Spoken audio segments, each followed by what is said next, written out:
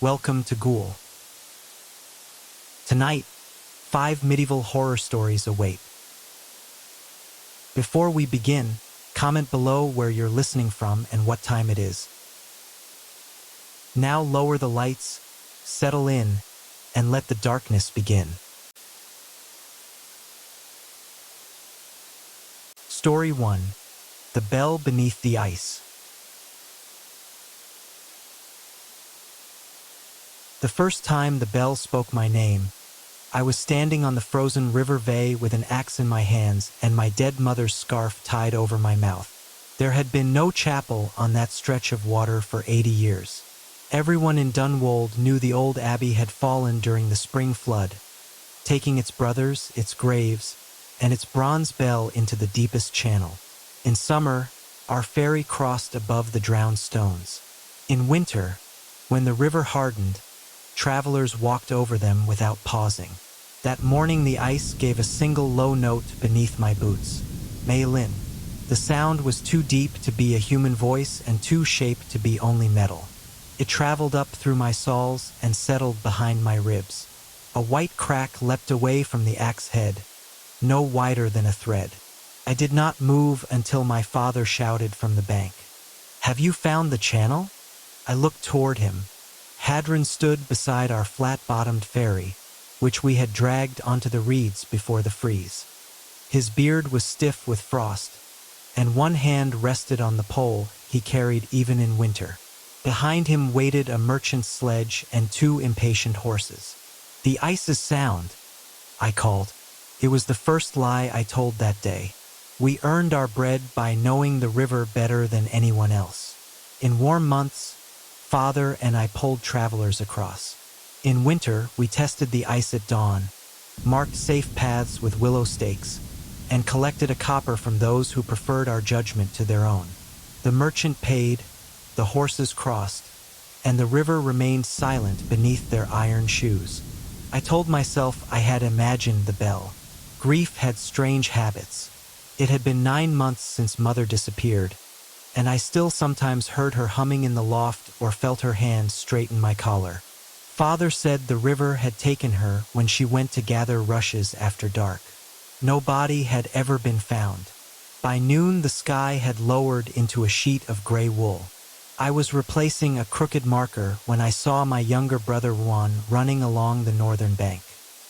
He wore no cloak, only his wool tunic and boots, and his face was red from cold. "Maylin," he cried, "the mill bridge has broken." I hurried to him. The bridge lay 2 miles upstream, but the ice near its pilings was always weak. "Were you on it?" He shook his head. "Old Saris sent me. 6 men from Lord Carrowhall are stranded on the east road. They say the Lord is ill and needs Brother Sen from the priory before night." Father had come close enough to hear. At the name Carrow, his mouth tightened. The Lord owned half the winter grain in Dunwold and never forgot a debt. "They can use our crossing," Father said. Juan fetched 2 lanterns. "Maylin, lay fresh straw over the path." "The ice spoke," I said quietly. His eyes found mine. For a moment his face emptied of all expression. "Ice makes sounds." It said my name. "Then the cold has found a crack in your head. Do as I told you." He turned away too quickly. That frightened me more than the bell. The riders arrived before dusk with Brother Sen between them. The priest was a thin man with a narrow, hairless face and a silver reliquary hanging at his breast. He had served at the Hill Priory since before I was born and disliked crossing water. Even with the river frozen, he stared at it as if it might rise and bite him. "Where is the bridge?" he asked. "In the river," Father answered. One of Lord Carrow's men tossed him a coin. "Then earn this and lead us." Father took the front lantern. I walked beside the priest, testing each patch with the butt of my axe. Juan followed behind us despite my order to stay home. He was 13 and had reached the age when warnings sounded like invitations. We had gone perhaps 40 paces when the bell rang again. The horses screamed. One reared and dragged its rider onto the ice. The note rolled under us, vast and mournful, and a skin of snow trembled across the river. Ruan. My brother stopped smiling. Brother Sen seized my sleeve. Who told it? The question came so quickly that I knew he had heard more than a noise. Told what? I demanded. Father raised his lantern. Keep moving. All of you. The eastern bank is nearer now. The priest would not release me. A name is never the first toll. Someone has hidden a death. Father struck his hand away. Silence. A crack snapped somewhere behind us. The fallen rider scrambled to his feet, and all dignity left the company. We hurried until reeds and frozen mud replaced the clear black ice beneath our boots. On the east bank, Brother Sen drew me aside while the riders calmed their horses. Keep your brother off the river, he whispered, and ask your father what was placed in the abbey well. What does the bell want with Ruan? The bell does not want. Counts. Men taught it to do that. Before I could ask more, Lord Caromen pushed him onto a horse and rode toward the dark line of the forest. Father refused to look at me during the walk home. That night I barred the door and made Ruan sleep beside the hearth. Wind pressed smoke back down the chimney. Father sat at the table repairing a leather harness that needed no repair. What was placed in the abbey well? I asked. The awl slipped and pierced his thumb. He watched the blood rise. Priests bury stories when they cannot bury guilt, he said. Brother Sen has always preferred stories. He knew the bell. So did you. I know river tales. Every ferryman does. Then tell me this one. Ruan turned under his blanket. Father waited until his breathing settled again. Before the abbey fell, Father said, the brothers kept a death bell. When someone drowned without confession, they rang it once and spoke the name so the soul would know it had been remembered. During the fever winter, too many died. The bell sounded day and night. People began hearing names before the deaths instead of after. The abbot ordered the bell removed, but the flood came first. That is the tale. And the hidden death? Priest's embroidery. The river struck the underside of its ice with a dull boom. Ruan sat up and drew his blanket around his shoulders. It did not only say our names, he whispered. Fathers all stopped above the leather. What else did you hear? I asked. Numbers. When the horses ran. I thought it was the riders counting, but the sound came from below. 12, then 1. 12, then 1. Father crossed the room in 2 strides and gripped him by the arms. Why did you not say this on the bank? You told us ice makes sounds. The answer struck Father harder than an accusation. He released Ruan and went to the cupboard where Mother had kept winter herbs. From behind a row of clay jars, he removed a narrow bundle wrapped in oilskin. I had seen the cupboard emptied a dozen times since her disappearance, yet never that bundle. Inside lay a strip of abbey parchment, brown at the edges. 13 names were written across it. 12 belonged to tenants I knew only from abandoned cottages upriver. The final name was Mother's. Beside each name stood a small circle crossed by a vertical line, like a bell hanging from a beam. Where did this come from? I asked. Your mother's apron pocket. I found it the morning after she vanished. You said you found nothing. I said what kept Lord Caromen away from this house. Ruan read the names under his breath. At the 4th, a cup slid from the shelf and shattered. At the 7th, frost whitened the inner face of the shutters. When he reached Mother's name, a wet handprint appeared on the floorboards between us. It had 6 fingers. Father threw ash over it. The print remained visible through the gray powder. Someone knocked twice at the door. We froze. No neighbor visited so late in a storm, and no traveler could have found the cottage once snow covered the path. The knock came again, patient and light. Hadron, called old Saris, if you make me stand here until my bones freeze, I will haunt you before I die. Father let her in. Saris was the village midwife, bone setter, and keeper of every grievance older people pretended to forget. Snow covered her hood. In one hand she carried a lantern. In the other, a lump of green bronze no larger than a plum. "This pushed through the ice beside my well," she said. "The well is 50 paces from the river, and the bucket came up tasting of graves."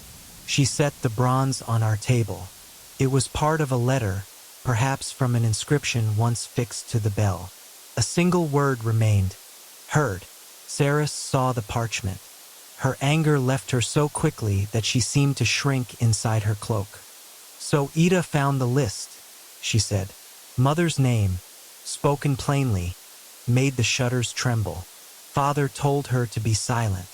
"Silence is what brought the bell back," Saris replied. She turned to us. "The Abbey brothers believed an unremembered death wandered until someone living carried its name. Their bell was not made to summon souls. It was made to fasten names to the ears of the village. During the fever winter, the abbot began ringing before the sick died. He claimed the bell warned him. In truth, Lord Caro grandfather was paying him to name troublesome tenants. Once named, some fell through ice, some drowned in shallow troughs, and some simply walked into the river at night. "A murder bell," Ruan said. "A listening bell," Saris corrected. "Men taught it murder. Bronze remembers the hand that swings it, but it also remembers the name withheld when it should have been spoken." She tapped the parchment. "These 13 were hidden together. The count will not stop until the village hears what was done." Father stared at the fragment of bronze. "How do you know this?" "My grandmother cast the bell's clapper. When the abbot corrupted its use, she removed the clapper and threw it into the abbey well. The bell should never have sounded again." "Yet it does," I said. Saris looked at the wet handprint. "Then something in the well has become its clapper." Juan moved close to me. I imagined 13 bodies turning together beneath the black water, bones striking bronze each time a name was due. Father wrapped the parchment again. "Take the children to your house." "I am not a child," I said. "Tonight you are whatever keeps you alive." Saris refused to move. "If you go to the river alone, the dead will receive another coward and no confession. Tell them now." The muscles in Father's face tightened. For one moment I thought he might throw her into the snow. Instead he sank onto the bench and covered his eyes. "Not in front of Ruan," he said. I led my brother into the loft and waited until Saris took him through the back door. Before leaving, she pressed the bronze fragment into my palm. "If the ice opens," she whispered, "drop this into the water. A broken word wants the rest of itself." When I returned to the room, Father had put Mother's parchment inside his coat. Father's gaze shifted toward the shutter. "Mother did not drown gathering rushes," I said. "Go to bed, Malin." "Did she?" His jaw worked, but no answer came. The silence between us was an admission even before the bell began to ring. This time there were 3 tolls. The cups rattled on the shelf. Ruan woke with a cry. "Che-a-dream." Father stood so quickly that the bench fell backward. He crossed the room and pulled an old boat hook from the rafters. "At first light," he said, "you will take Ruan to your aunt in Belak. Keep to the south road. Do not cross any water, no matter how narrow. The bell named you, and before that it named you both. It is calling the household, not counting deaths. You just said it counted." He opened the door. Snow whirled around him. "Where are you going?" Ruan asked. "To correct an old mistake." I followed Father onto the river. He moved without a lantern, guided by the willow stakes and a memory of the channel older than mine. Clouds covered the moon. Only the snow gave light, a faint colorless glow underfoot. I kept far enough behind that he might pretend not to know I was there. At the place where I had heard my name, he knelt and swept snow from the ice. Beneath it lay a dark round shadow. He drove the point of the boat hook down. The ice splintered but held. Again and again he struck until water welled black around his knees. "You will widen the crack," I said. He looked back at me, exhausted rather than surprised. I hoped fear had taught you obedience. You taught me the river. It never keeps a lie quiet. For the first time since Mother's death, he began to weep. The truth came from him in pieces. The previous spring, Lord Caro Stewart had ordered Father to ferry 12 fever-stricken tenants to the ruined Abbey Island. Caro feared the sickness would spread to his hall. Brother Sen was made to bless the sick from the bank, but no one was permitted to bring them food or carry them back. Mother had discovered what they had done. She took our boat after dark with bread and blankets. Father followed and found her arguing with the steward near the Abbey well. The tenants were already dead. Their bodies had been thrown into the well, so the village would not see how Caro had abandoned them. The steward struck her, Father said. She fell against the stones. I could have brought her home. She still breathed. But he said Ruan and you would join the fever house if I spoke. He made me place her with the others. The water in the hole shivered. You put Mother in the well. I told myself I saved 2 children. Every day since, I have known what I truly saved was my fear. Something pale moved under the ice. Fingers spread against the lower surface, then another hand and another. They did not claw. They pointed toward the deep channel where the Abbey stones lay. Father pushed the boat hook into my hands. The bell's rope ran through the tower into the well chamber. If the dead have caught it, cutting it may end this. Or free it. Yes, the ice groaned. A crack curved around Father's knees. We retreated to the bank and returned with rope, axes, and our smallest skiff. By dawn, snow had thickened, hiding the track to the crossing. Father and I cut a channel wide enough for the skiff and pushed into water colder than any I had known. Saris met us where the channel began. Ruan stood behind her with both lanterns, fully dressed and plainly unwilling to obey either of us. He heard another name, Saris said. Ruan's lips were nearly colorless. Brother Sen. Hoofbeats sounded along the eastern bank. A rider emerged through the snow leading a second horse whose saddle was empty. Brother Sen slid down before the animal had stopped. Blood darkened one side of his robe. Caro Stewart knows the list survived, he said. He searched the priory and killed the lay brother who copied it. He will be here before sunrise. Father helped him sit against the overturned ferry. Why did the bell name you? The priest took the silver reliquary from his neck. Because I blessed a locked door and called it mercy. I heard the tenants crying from the island. I had the Lord's seal and could have shown the sheriff. Instead, I kept it hidden and told myself evidence would matter more when the danger passed. The danger never passes for a coward. It merely becomes another man's inheritance. He opened the reliquary. The folded list inside matched Mother's parchment, but below the 13 names was a confession bearing Sen's mark and the names of 2 witnesses. One witness was dead. The other was Saris. You witnessed it? I asked her. I saw your mother take the bread. I saw the steward return without her. Sen made me swear silence until he could reach the bishop. He never sent the letter. I sent 3, Sen said. Caro Gold reached the bishop first each time. The bell sounded below us. Sian. The priest bent as if the note had weight. A crack split the ice from the channel to his boots. Water rose around the soles. He did not step back. It is not calling me to die, he said. It is calling me to speak where people can hear. Along both banks, lanterns began to appear. Saris had gone from door to door before coming to us. Millers, charcoal burners, farmers, and servants from Caro own kitchens gathered in the snowfall. Some carried hooks and rope. Others carried only the names of people who had vanished during the fever. The steward's riders appeared on the north road. Father looked from them to the open channel. Once we launch, they can trap us on the water. Then do not come back by the same path, Saris said. She gave Ruan her lantern and took up Father's spare axe. The villagers spread across the bank behind her. "Bring Ida home," she told us. "We will keep the living occupied." The steward shouted an order. Men urged their horses onto the river. Sarah struck her axe through the marked crossing. Others followed. A black seam opened from bank to bank, too narrow for our skiff but wide enough to stop a charging horse. Father pushed us into the channel. As the current caught the bow, I dropped the bronze fragment through the broken ice. It turned once in the water and vanished toward the drowned tower.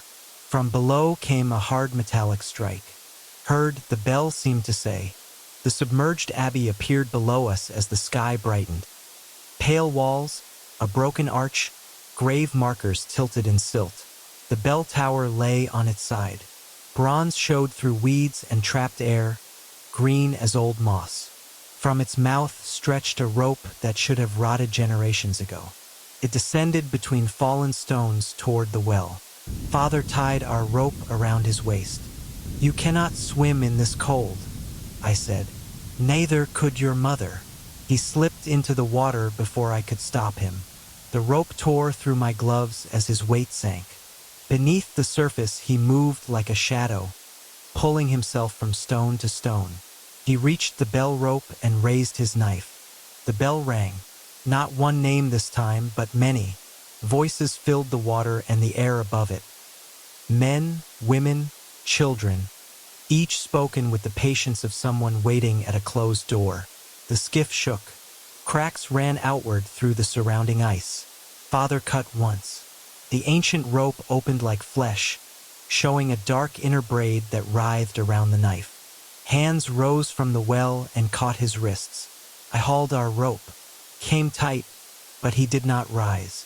Then Mother's face appeared beneath him. Water and years had not changed it. She looked exactly as she had on the last morning I saw her, hair bound in a red cloth, mouth set in the stubborn line I had inherited. One hand rested over Father's heart. The other pointed upward at me. The bell shaped my name again. I understood. It was not choosing me. It was asking who would speak.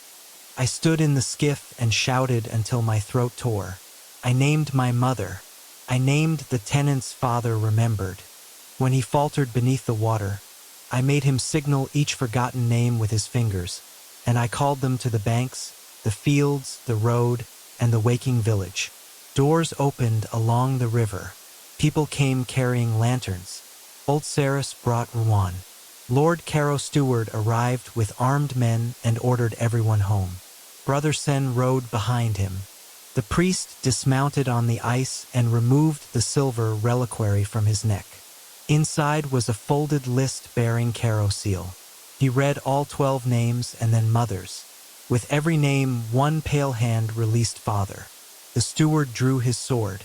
Ruan, small and furious, kicked the back of his knee. Villagers seized him before he could rise. Below me, Mother's face softened. She pressed her palm to Father's cheek, then let the current take her into the dark. I pulled Father from the water half dead. The bell rope parted at last. A final note passed beneath the ice, gentle enough to sound almost like relief. Lord Caro died of his illness before he could be judged, but Brother Sen read the sealed list in the market square. The steward was carried to the sheriff at Belak. In spring we opened the abbey well and buried the dead on high ground, each beneath a stone marked with a name. Father never again took payment for crossing the Vey. He said a ferryman who had once delivered souls to silence could spend the rest of his life carrying the living freely. The following winter, the river froze clear and hard.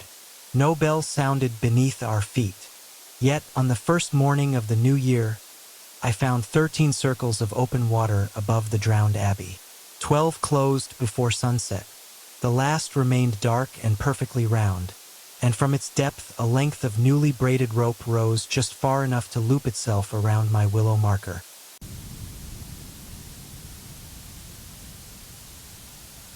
Story 2. The Queen's Last Taster.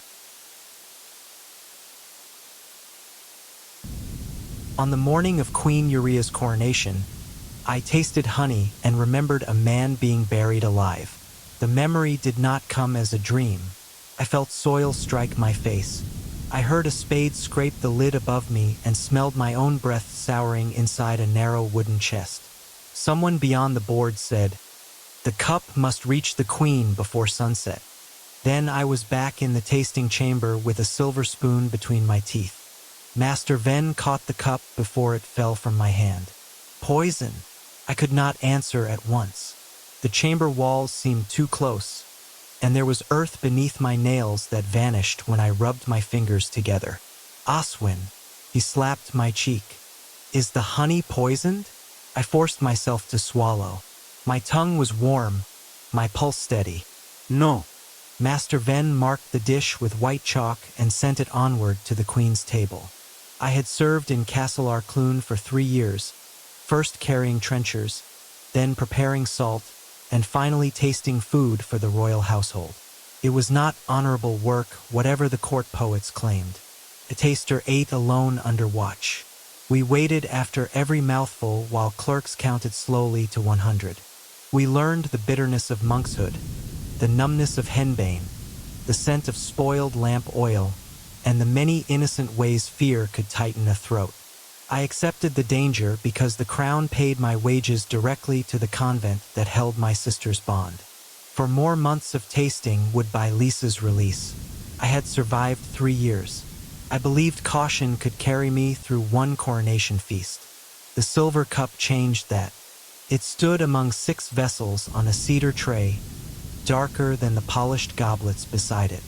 Its sides were engraved with tiny closed eyes. No jewel decorated it, but the steward carried it in both hands. "The Dowager's cup," Master Ven murmured. "It was found in the North Treasury last night. Her Majesty has requested it for the blessing wine. The old queen died before I came here, which is why she will not object." He poured a finger of watered wine into it and passed it to me. The rim was cold enough to ache against my lip. I drank. A woman's final breath entered my lungs. I saw the same tasting chamber by candlelight. A young man stood where I now sat, though the sleeves of his uniform bore an older royal badge. He drank from the silver cup, smiled at someone behind me, and said, "It is safe, Your Grace." Pain folded him over. As he fell, a jeweled hand took the cup from his fingers. The face above that hand remained outside the memory, but a woman's voice said, "Put him with the others." I returned to myself on the floor. Wine ran from my nose. Master Ven knelt beside me. "What did you taste?" "A bitter almond," I lied. He sniffed the wine and frowned. "I smell none." The chamber door opened. Chancellor Roke entered with 2 guards. He was a spare man wrapped in black fur, with white hair cut close to his skull. Since the old king's death, Roke had arranged every oath, meal, marriage, and execution in Arclune. Even Queen Urea listened when he spoke. "Is there a delay?" he asked. Master Ven bowed. "The taster reports bitterness." Roke looked at me. "Does he?" The memory of the buried man had included that voice. "The wine is sound," I said. The cup was dusty. I mistook the taste. Roke's smile moved only one corner of his mouth. "Clean it, then. Her Majesty values old things, but not old dirt." When he left, Master Ven gripped my shoulder. "Never change your judgment in front of a chancellor. Men are hanged for less confusing service." Who tasted for the Dowager Queen? Many men, few for long. Where are their records? He stared at the door. "In a room you have no wish to enter." I entered it before noon. The tasting ledgers were kept beneath the buttery in a stone closet whose lock had rusted thin. I carried a lamp and found 27 volumes furred with dust. The oldest book bearing the closed-eye cup's mark belonged to Queen Urea's grandmother, Queen Morel. Pages had been cut from it. The remaining entries named 9 tasters in 4 years. Beside each final service, a clerk had written the same words. "Released by royal mercy. No destination. No pensión." No witness. At the back of the shelf, I found a scrap the knife had missed. It bore 3 names and a note in faded ink. They remain in the cup until truth is served. Footsteps sounded outside. I closed the ledger and lowered the lamp. Queen Urea entered alone. She was 22, younger than I had expected when she returned from fosterage the previous winter. Without her crown, she looked almost plain. Black hair braided tightly, narrow shoulders, and a pale scar beneath her chin. Her eyes went to the silver cup in my hand. "What did it show you?" she asked. I knelt. "Stand. If Roke finds us, kneeling will not save either of us. You know what it does. I know what my grandmother wrote.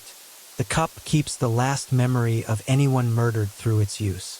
A willing drinker tastes the newest memory. Another drink reveals the one before it. Why request it for the feast? Because my father died after drinking from it, though Roke told the court he died in his bed. The cup vanished that night. Yesterday someone placed it in the treasury where I would find it. The coronation bells began above us. You want me to drink until I reach your father's memory. I want the truth before I place a crown on my head and grant its keeper another 20 years of power. And if each memory carries a death, for the first time her royal calm broke. Then I am asking you to suffer for my throne. I will not dress it in kinder words. I thought of Lisa sleeping in the convent laundry, still 4 months from freedom. Release my sister today, I said. Give her a horse, coin, and safe conduct beyond Roke's reach. Done. Not promised. Done. She removed the signet from her hand and pressed it into wax on a blank ledger page. Beneath it she wrote the order herself. I drank again. The third memory belonged to a cook named Barrett. He stood over a copper pot while 2 guards held his son against the pantry wall. Chancellor Roke placed a paper packet beside the salt and told him the Queen's cousin must not survive supper. Barrett emptied the packet into the broth. Then, while the guards watched the pot, he seized a carving knife and drove it into his own belly. His last sight was not the blood spreading across his apron. It was his son being dragged away because a dead cook could no longer guarantee obedience. I woke with both hands pressed to my stomach. Barrett's son, I gasped. Find whether he lived. Queen Urea wrote the name on the back of my sister's release order. I will. Master Ven waited outside the closet, distracting a steward with an argument over sugared pears. His voice rose and fell beyond the door. He had guessed enough to protect us without knowing whether we deserved it. I poured the 4th measure. A maid carried the closed-eye cup through a wedding crowd 21 years earlier. She had been ordered to exchange it for the bride's vessel after the blessing. Before she could do so, a boy running between the tables struck her arm. The cup fell but did not spill. A jeweled woman caught it and bent the maid's wrist backward until bone broke through skin. Clumsy girls ruin kingdoms, the woman whispered. The maid saw her face. Queen Morel, Urea's grandmother, had not inherited the cup. She had commanded it. Guards carried the maid to an unused tower room. Roke entered hours later, young then but already dressed in black. He asked what she had witnessed. When she answered truthfully, he placed the silver cup beneath her bleeding wrist. Her memory ended at the moment she understood the vessel was not merely used for poison. It was fed with secret deaths so each crime would cover the one before it. I fell against the shelves. Pain flashed from my wrist to my shoulder. Urea wrapped it with a strip torn from her linen cuff, though no wound marked my skin. Roke served my grandmother, she said. My father believed he had merely survived her court. He did more than survive. The 5th memory was Master Ven's predecessor. His name was Havoc, a cheerful man with a red nose who had tasted 30 royal feasts. Roke offered him retirement while they walked beneath bare pear trees. Havoc thanked him. A cord tightened from behind. As his knees struck frozen earth, he saw Master Ven watching from a buttery window. I returned to the closet screaming Ven's name. The door opened at once. Master Ven slipped inside and shut it behind him. "What have you done?" he asked. I described the pear trees and the cord. Color left his face. "I was an apprentice," he said. "Roke told me Havoc had stolen plate and fled. I knew it was a lie, but knowing and proving are different hungers. One keeps a man awake, the other gets him killed." "You watched?" "Yes." Queen Urea showed him the signed order for Lisa. "Decide whether you intend to watch again." Ven looked at the cup. "The coronation procession begins when the great clock strikes. Roke will expect both of you in the robing chamber before then. You have less than 1 hour." He went to the passage and told the guards I had suffered a mild reaction to old wine. Then he sent for vinegar, charcoal, and hot water, creating the appearance of ordinary poison treatment. The small lie bought us another drink. The 6th memory belonged to a royal scribe. Roke made him copy 2 versions of the same treaty, one promising the eastern barons lower taxes, the other granting their lands to the queen's cousin after rebellion. The scribe hid the originals behind the wooden halo of a chapel saint.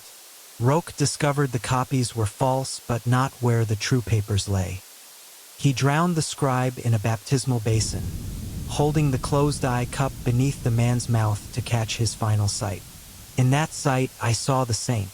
It was a narrow wooden figure with one painted hand raised, standing in a chapel whose floor stones formed a 7-pointed star.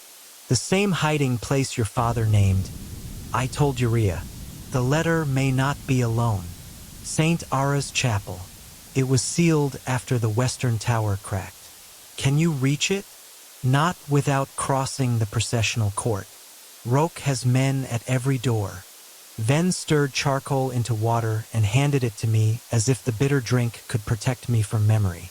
"There is a dumbwaiter behind the old pastry ovens. It rises beside the chapel vestry. A narrow queen may fit. A broad taster will not." Urea removed her outer gown and royal chain.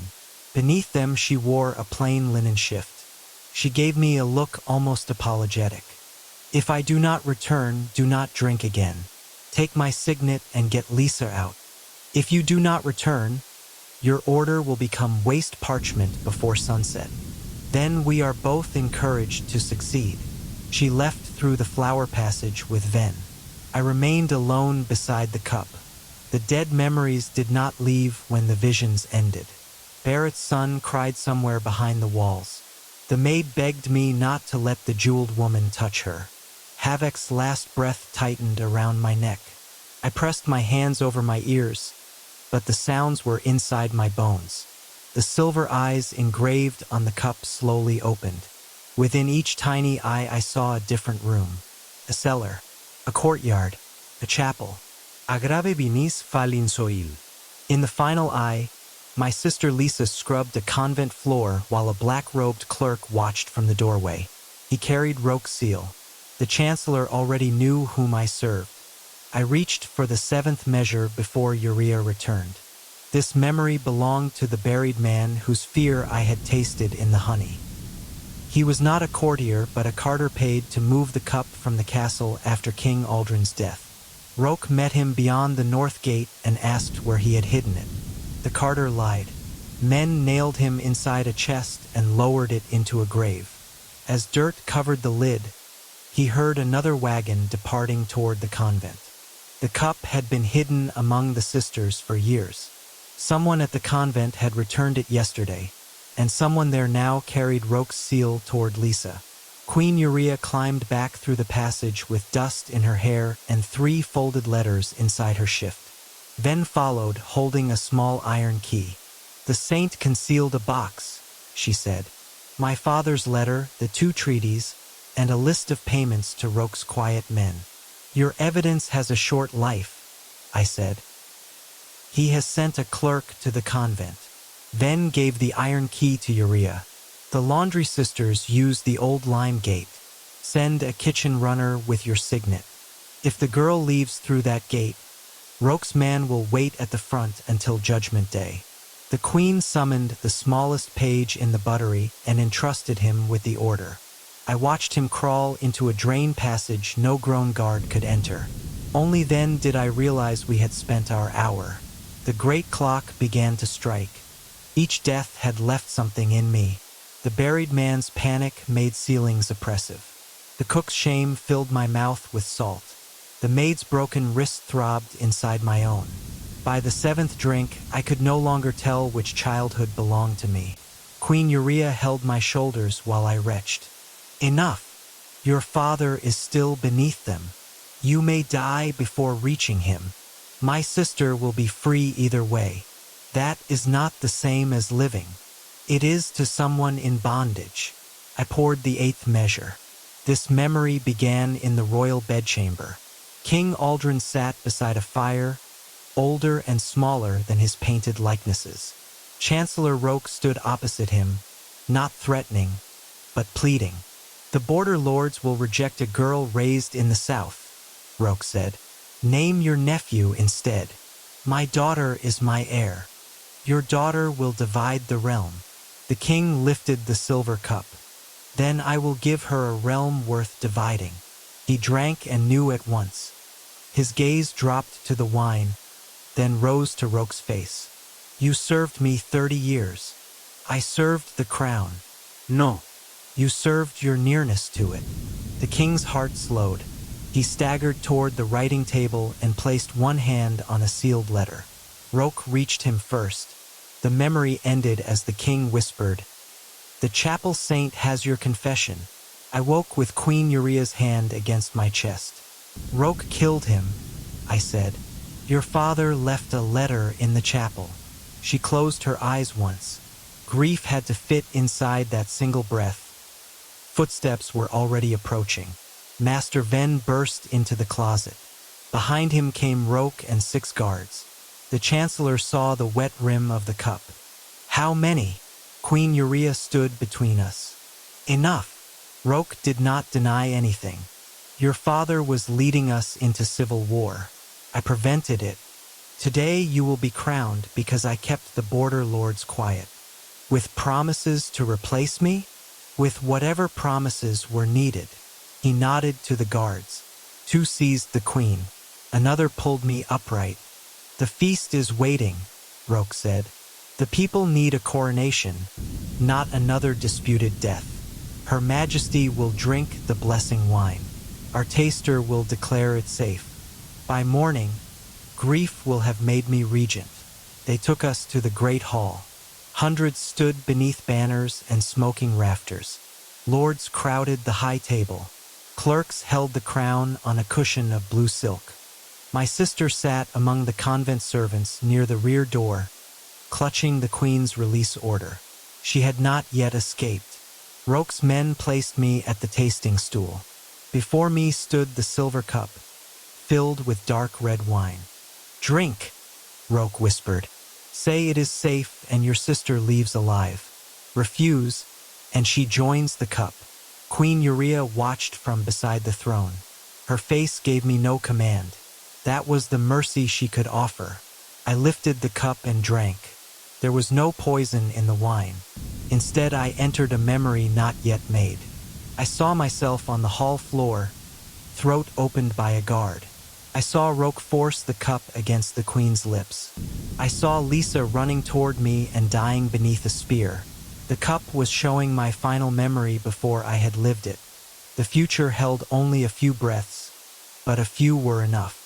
I returned to the hall and said loudly, "The wine is safe." Roke relaxed. I turned and threw the cup into the coronation brazier. Silver struck coals. The engraved eyes opened. Every memory the cup carried poured into the hall at once. The dead did not appear as ghosts. They appeared inside us. Lords cried out with a buried man's terror. Priests clutched wrists broken decades before. Guards tasted the king's poisoned wine and heard Roke call murder service.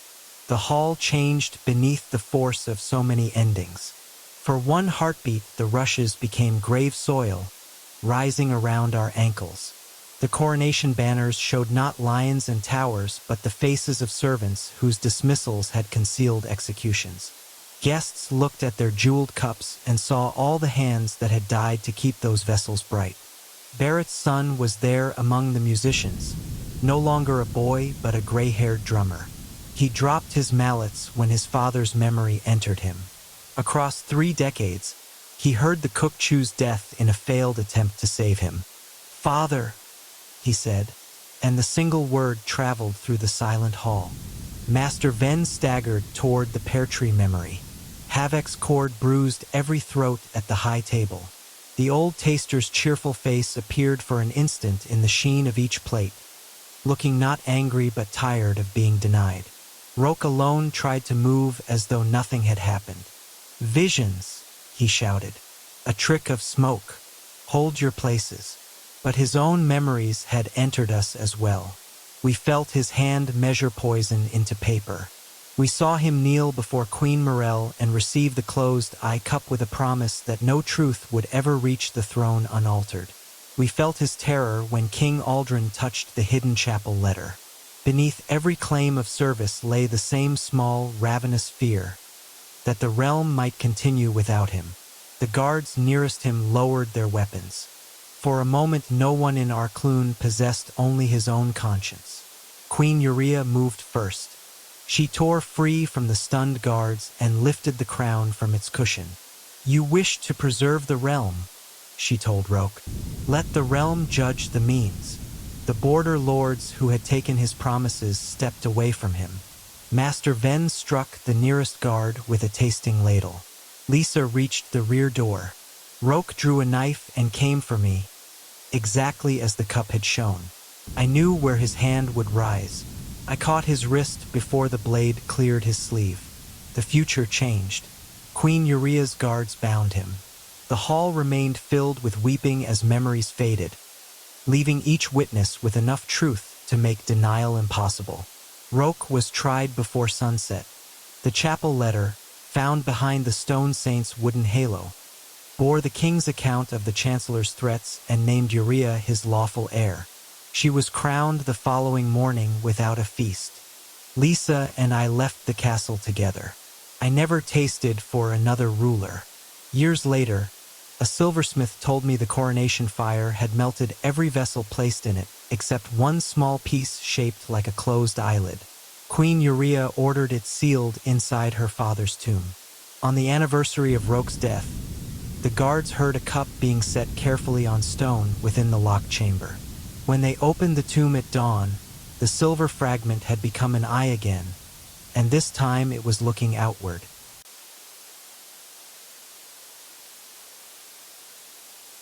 Story 3: The Shepherd of Hollow Men. My father's voice came down from the mountain 3 days after we buried his empty cloak. It called from the high pasture at dusk, when the sheep had begun crowding against the stone fold and mist filled the pass. I was mending a hurdle beside my younger cousin when the voice drifted through the heather. "Brinna, bring a lantern. The path is dark." Perrin dropped the hazel switch he was trimming. "Uncle Garran?" I covered his mouth before he could shout an answer. The people of Cair Dill had searched 9 days for my father. We found his crook beside the northern tarn, his cloak folded beneath it, and no track leading away. The elders said the water had taken him. I knew father would never fold his cloak before drowning, but the grave was dug and stones were piled over a box filled with peat. Now his voice waited beyond the mist. "Brinna," it called again. "I can hear you breathing." Something moved between the standing stones above the pasture.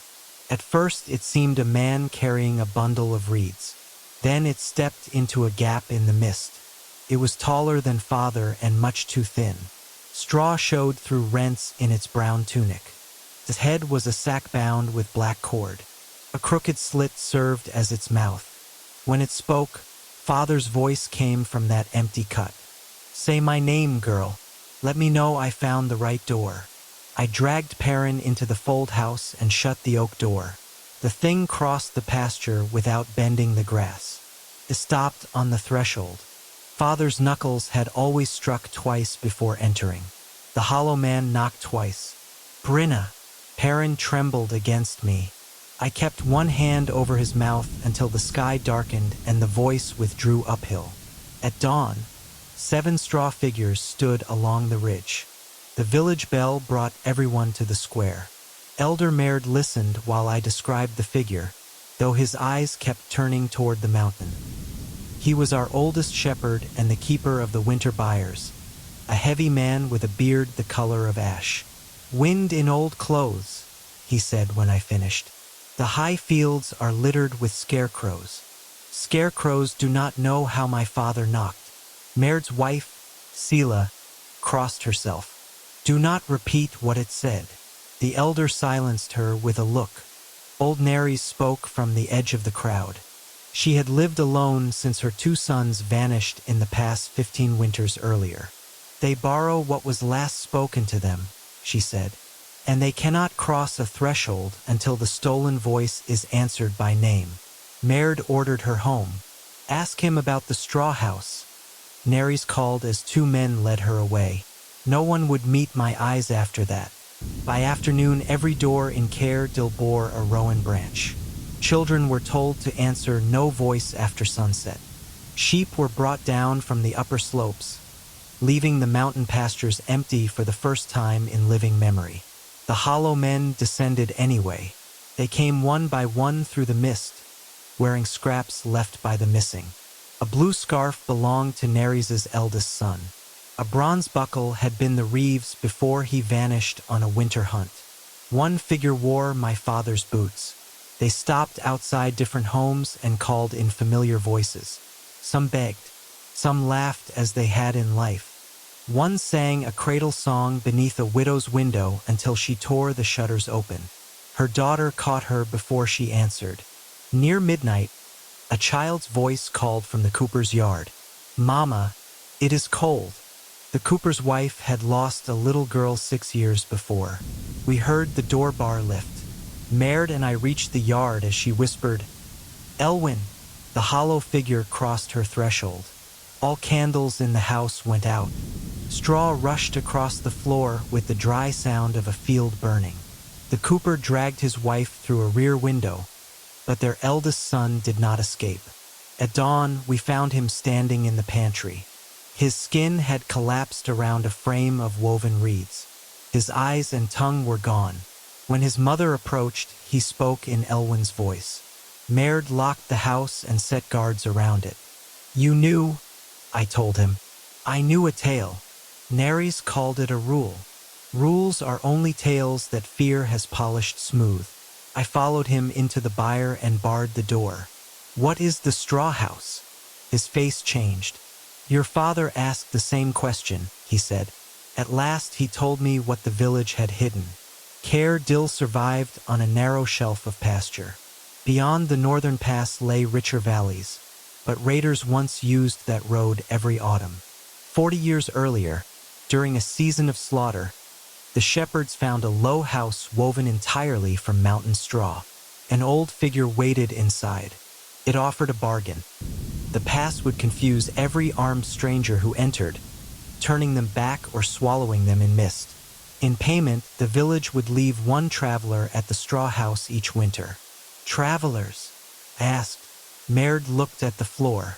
At first, they chose thieves and deserters. Later, when few strangers came, they chose beggars. Then drovers. Then anyone whose absence would cause no search. The victim was led through the pass and told to knock at the straw house. When a voice within answered, the mountain took both voice and body. "The hollow men are the payment," I said. "They were never meant to return." "What changed?" "Your father refused this year's choosing. Garan had discovered the elders meant to offer Perrin, an orphan with no land and no dowry to interest another household. Father took the boy into our home and climbed the pass to end the bargain. You let us bury a cloak while you knew where he went. He went willingly. We thought one man might satisfy the house." Outside, Father's voice called from the byre wall. "He did not go willingly," it said. Merd bound my hands. The elder went white. The wall shuddered as straw fingers scraped the stones. Is that true? I asked. Merd did not answer. The silence was enough. The byre roof groaned. Dust sifted between the rafters. Something walked across the thatch with my father's slow, uneven tread, the limp he had carried since a ram crushed his ankle. A second set of feet joined it, then a third. All around the walls, stolen voices began speaking at once. Merd, called a young woman. You promised to come back for me. The elder shut his eyes. Who is that? I asked. No one. The hollow men do not borrow no one. The voice laughed softly. He left me beside the straw house with my hands tied. He said the village would remember my sacrifice. Ask him how many remembered my name. Merd seized my shoulders. Do not listen. The things mix truth with bait. What was her name? His grip tightened. Do not make me say it. A straw finger pushed through the mortar beside his head. Another emerged lower down. They felt along the inner stones like roots searching for water. From the locked cooper's house came the crash of breaking boards. The thing that had been his son stepped into the lane. It moved badly at first, knees bending sideways, but each pace taught it more of a human walk. The mother's dead daughter spoke from its mouth. Mama opened the door. Mama gave me a brother. The guards around the house fled. Merd dragged a grain chest against the byre door. At sunrise we burn every figure we find. Your torches will burn the bodies. What happens to the voices? They return to the house. So you do know the rules. He looked suddenly old. Rules kept Care Dill alive before you were born. Your father understood that until grief made him proud. Whose grief? The young woman's voice answered from the roof. His. Merd had once had a sister named Alice. Raiders took their parents during the last attack through the pass. When the old figure offered its bargain, Alice argued against it. She said a village saved by feeding the helpless to the mountain had merely learned to raid itself. The elders chose her as the first payment. Merd led his own sister to the straw house. I was 17, he said. There were burned farms from here to the southern lake. Children starved beside the bodies of men who had tried to defend them. One death closed the pass. What would you have chosen? I would have remembered her name. The roof split open. A hollow man dropped between us in a shower of straw. It wore my father's boots and his sheepskin vest. The sack head turned toward me. Through its mouth slit I saw no darkness, but a narrow view of the mountain field, as though the figure were an open doorway. Father knelt on the other side of that opening, bound beside the bone crook.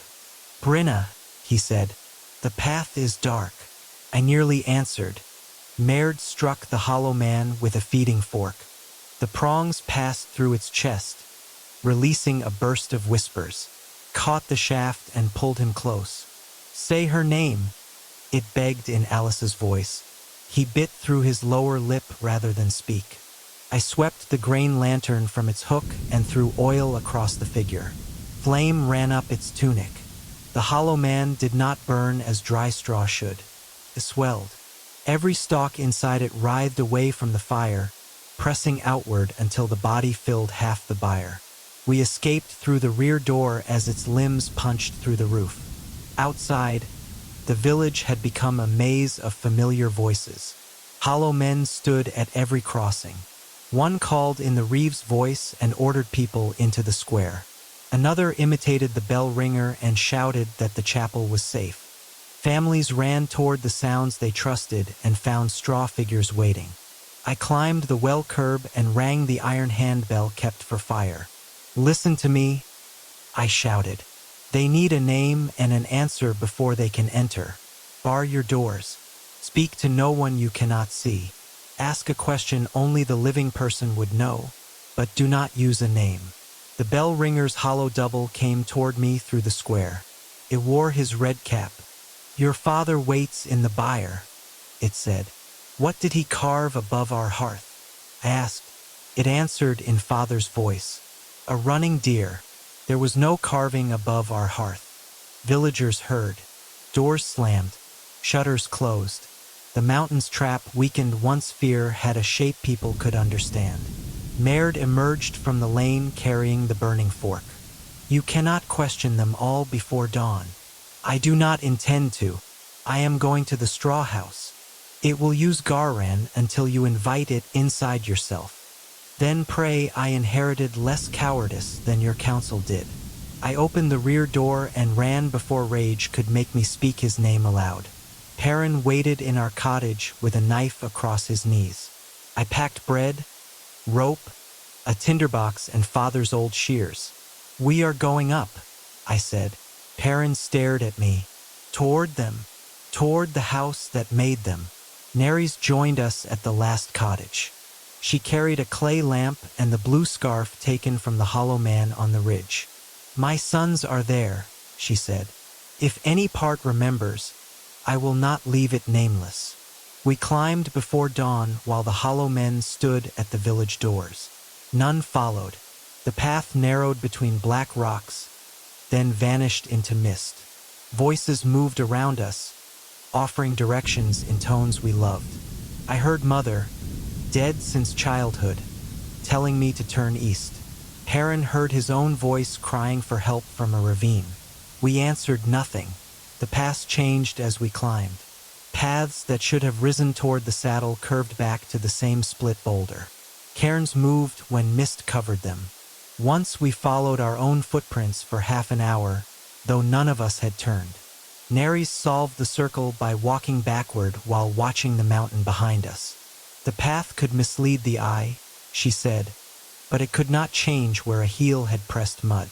At the first ridge, we found a shepherd's camp abandoned for many years. A pot hung above cold ashes. 3 bedrolls lay under a ledge, each still holding the shape of a sleeper. Perrin touched one, and the wool collapsed over woven reeds. The reeds spoke in his mother's voice. She had died giving birth to him.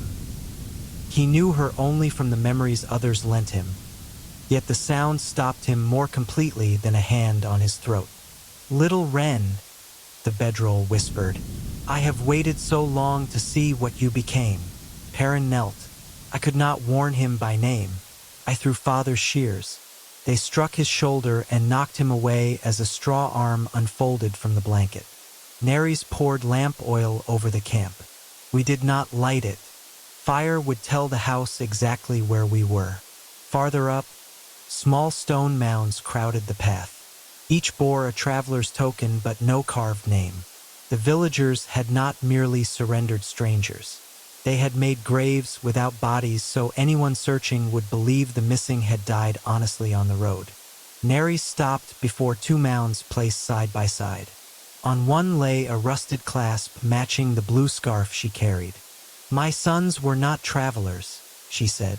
Maird had told her they were buried by an avalanche. For 15 winters she had brought flowers to heaps of stone erected before the boys vanished. She pulled both false graves apart with her bare hands. Beneath the second was a clay tablet listing payments in the elder's hand. The names went back 40 years. More than 60 people had been given to the house. Beside some names were notes. No kin, foreign speech, accused of theft, lame, troublesome, winter burden. Perrin's name stood at the bottom.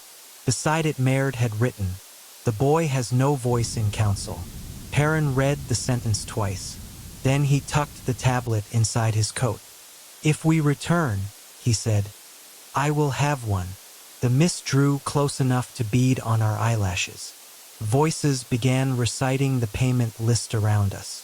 Each name was followed by a knock. 60 knocks rolled through the pass, some loud as fists against oak, others frail as fingernails from inside a coffin. We reached a stream running upward over black stones. When I stepped across, the water repeated a word I had almost spoken to the figure in the byre. Father. Not his name, but near enough to test the rule. The hollow men were learning that love could be opened without names. We stopped using any word for the missing. Nerys became the woman with the lamp. Perrin became the boy with the tablet. Father became the man we had come to retrieve. By midday, none of us addressed the others at all. Silence ceased to be fear and became a rope linking us together. At midday, we found the straw house, crouched in a hollow where no grass grew. Its roof and walls were braided from yellow stalks untouched by frost. Hundreds of small objects hung from the eaves. Rings, buckles, carved toys, pilgrims' tokens, and locks of hair. The door had no latch. From inside, Father said, "Brinna, come in." I cut a length from my rope and tied it around my waist. Nerys and Perrin took the other end. "If I speak a name, pull me back," I said. The door opened at my touch. Inside was a field larger than the mountain hollow. A black sky arched above endless rows of human shapes planted upright in soil. Straw grew through their mouths and ribs. Each shape whispered with a different stolen voice. The rows were arranged like pasture folds. Crooked fences divided the newly taken from those whose flesh had long since fallen away.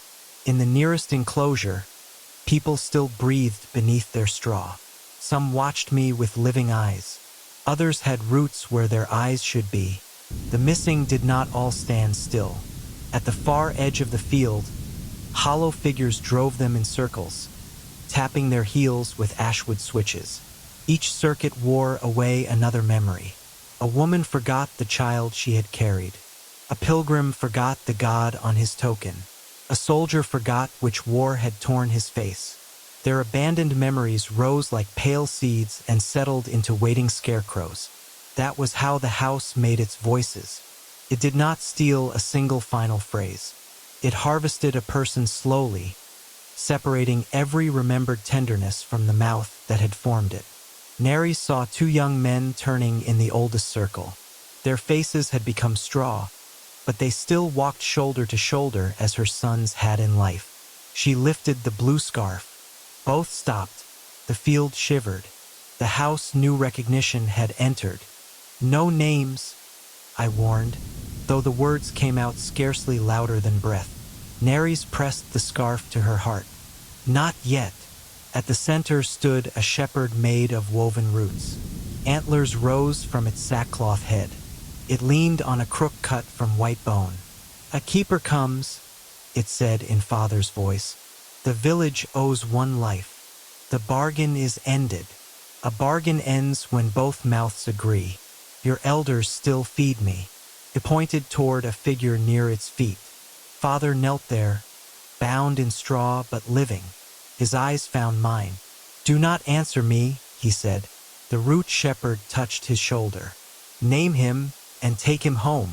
The rule closed around me.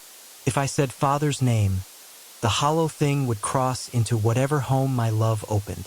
If I remained silent, he would become another voice on the mountain. Then I saw the white-bone crook. Names had been carved along its length. The newest was Garan. Beneath it was Perrin. The elders had written the payment before Father climbed the pass. I took out the shears. "You keep names," I said, "not lives." The shepherd tilted its head. I cut the rope around Father's wrists without speaking to him. Straw tightened around my ankles. The field's whispers rose. Behind me, Maird's voice cried, "Brinna, stop!" This time it belonged to the real man. He and 4 elders had followed us, carrying torches.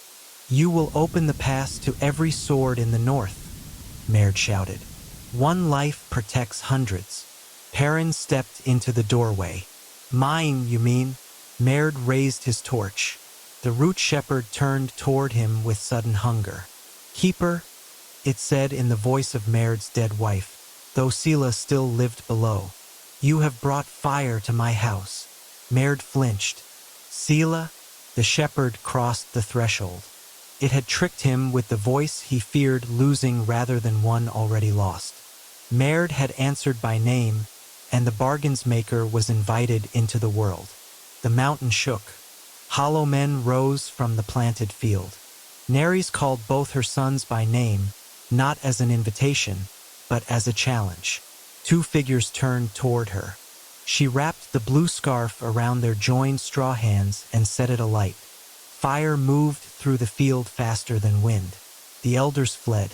Perrin and I pulled father toward the door while burning voices filled the house. The root shepherd seized Maird and pressed the bone crook into his hands. "One keeper for another," it said. Maird's body opened along every seam. Straw poured from him, wrapping the antlered figure until man and creature stood woven together. We escaped as the roof collapsed inward. Flames did not spread to the mountain grass.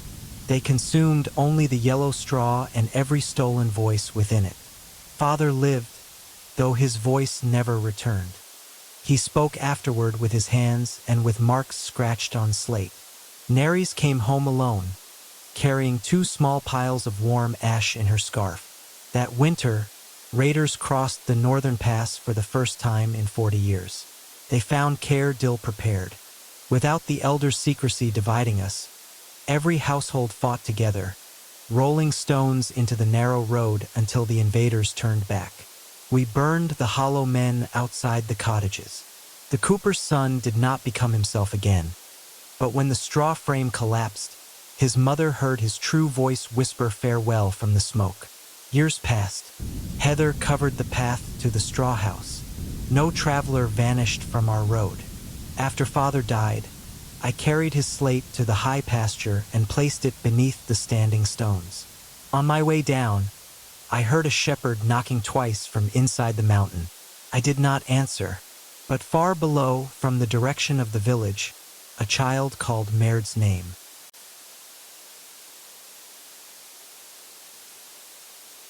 Story 4. The Black Road on the King's Map. The road appeared on my map before any man had built it. I found the line at dawn, running from the king's western fort to the border hills in a stroke of black ink. The parchment had been blank there when I slept. My compass, straightedge, and knife still lay across the corners exactly as I had left them. Yet the road was drawn in my hand. I knew every habit of my script. The slight hook where a line began, the heavier pressure when my wrist turned south. This line carried both. Beside it, in letters no wider than hairs, was written, 7 days saved. 1 village owed. I called Captain Ordle into the survey tent. He studied the map and smiled. At last, Master Corin. His Majesty asked for a short road, and you have found one. I did not draw it. Then your assistants have earned your fee. My assistants were twins named Jory and Pell, both asleep beside the ashes outside. Neither could imitate my marks. I showed Ordle the warning. A draftsman's jest, he said. We ride the line today. King Athelward had sent us to chart a military road through the West Marches, where 3 barons refused the new grain tax. The existing route curved around marsh and forest, requiring 16 days from fort to border. The king wanted 9. My task was to measure rivers, slopes, villages, mills, and bridges so armies could move without depending on local guides. I believed maps protected people. A place written carefully could not be dismissed as empty land. A well, shrine, or widow's field gained a small defense once royal clerks knew it existed. That belief was why I obeyed. We followed the black line north from camp. It led through a stand of ash trees to a lane none of our scouts had seen. 2 ancient will ruts ran under the leaves. Milestones leaned beside them, their faces smooth. Old imperial work, Ordle said. No empire laid stones here. He waved the column forward. The lane was impossibly straight. Hills that should have forced us east seemed to flatten as we approached. A stream crossed beneath a bridge made from 1 slab of black stone. By noon, the fort had vanished behind us, though by my measure we had ridden only 4 miles. We reached a village before sunset. The sign read Braith. 40 cottages surrounded a round green. Smoke rose from chimneys, but no dogs barked and no people came to watch the soldiers.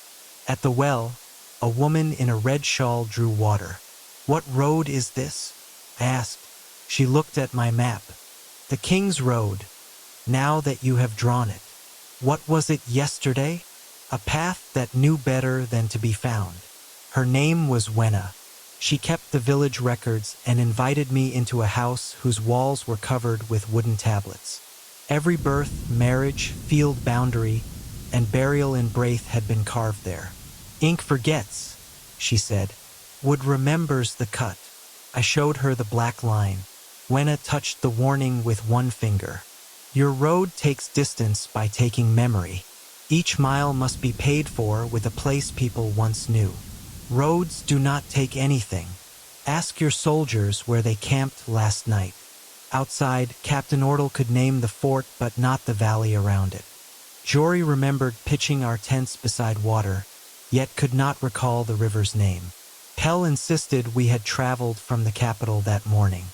I unfolded my regional chart. The valley behind us was gone. Parchment showed a clean field of unmarked hills where Fort Rusk, the River Avon, and 6 farms had been. Only I remembered them, perhaps because I held the map when the road changed. We turn back, I told Ordle. He drew his sword. Our order is to find a route of 9 days or fewer. We have covered 3 days' country since dawn, and erased everything behind us. Then the march home will be uncluttered. That was when I understood the expedition's true purpose. The king did not merely want a road through rebellious land. He wanted the land made empty. At sunrise, soldiers drove Braith's people from their houses. Ordle ordered me to extend the line west. When I refused, he put Jory on his knees and rested a sword against his neck. 1 inch, the captain said. Then we continue. I drew 1 inch. The black ink crawled from my pen without dipping it. The road stretched across the map to the far edge of Braith. Around us, cottage doors faded gray. The well stones sank into grass. Soldiers blinked at villagers they no longer recognized. Who are these people? Pell asked. Wenna seized my wrist. Write us elsewhere. I did not understand, but I marked the village on a separate scrap and wrote every name she shouted. As the final cottage vanished, Braith survived on that small piece of parchment. The villagers remained visible to me, though the soldiers saw only travelers standing beside an empty road. We marched on. The people of Braith followed in a line the soldiers could not see. They made no sound on the black road. Boots touched mud without leaving prints. When they tried to step into the fields, the landscape bent them back toward us. Children cried because their parents' hands felt cold and faint. One old man became transparent below the knees before Wenna carved his name into a spare tablet. A name is not enough by itself, she told me. It needs a witness, cut in wood, a scar in stone, another living tongue, something that resists being revised. I began a second survey. By day, I measured the route for Ordle. By night, I recorded what the route consumed. Jory held the lamp while I wrote in letters small enough to hide beneath my coat seams. He did not believe the forgotten villagers were beside us, but he believed my fear. On the second day, we came to St. Erwin's Monastery, built across a gorge. Its bell tower had guided Western travelers for 300 years. The black road passed straight through the graveyard. The abbot refused us entry. No royal survey crosses consecrated ground, he said from behind the gate. Ordle placed 20 archers along the wall. The king's ground is consecrated by obedience. While they argued, I studied the map. The road could curve around the cemetery for less than the width of a hair. I tried to draw the bend. My pen would not move. Black ink climbed the quill and entered the cut on my thumb. For an instant I remembered kneeling before a king I had never met, promising that no hill, house, or human claim would obstruct his measure. The royal cartographer's oath had bound my hand when I accepted the commission. Ordle saw my hesitation. He ordered Jory to open the monastery gate or watch the soldiers hang Pell. The twins exchanged a look. Jory walked to the gate. Pell called after him, but Jory did not turn. He took an axe from a soldier and struck the oak until the monks opened it to save him from being shot. We entered. I extended the road across the graveyard. Headstones went blank from east to west. The monks forgot prayers halfway through speaking them. The bell tower shortened with every step we took until its roof stood level with the ground. Its final toll came from beneath our horses. Then the gorge closed. 2 cliffs leaned together like pages in a book. The monastery, its orchard, and 100 buried names disappeared between them. The black road continued over smooth grass. The abbot stood beside me with no abbey and no memory of vows. He wore a plain wool robe and asked why armed men had stolen him from his sheep. Wenna carved St. Erwin's house onto her tablet. A doorway appeared briefly in the hillside. From within came the sound of monks still ringing a buried bell. "We cannot restore it while the road is feeding," she said, "but now it knows it has been witnessed." That night the soldiers dreamed of rooms erased from the world. Men woke calling for mothers whose faces they could no longer picture.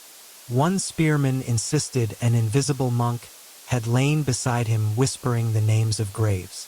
Ordal ordered lashes for anyone who spoke of the vanished. Fear did what memory could not. The men forgot the monastery, but they remembered not to mention it. On the 3rd day, the road entered Greyfen Wood. The forest was broad enough to require 2 days by any honest measure. We crossed it between breakfast and noon. Trees blurred beside us. Their rings spun backward beneath the bark.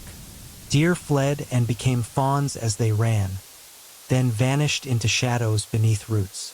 An entire season passed in the canopy. Green leaves reddened, fell, rotted, and rose again before touching earth. At the center stood a charcoal burner's cottage. A woman held a baby in the doorway. Her husband knelt beside a smoking mound.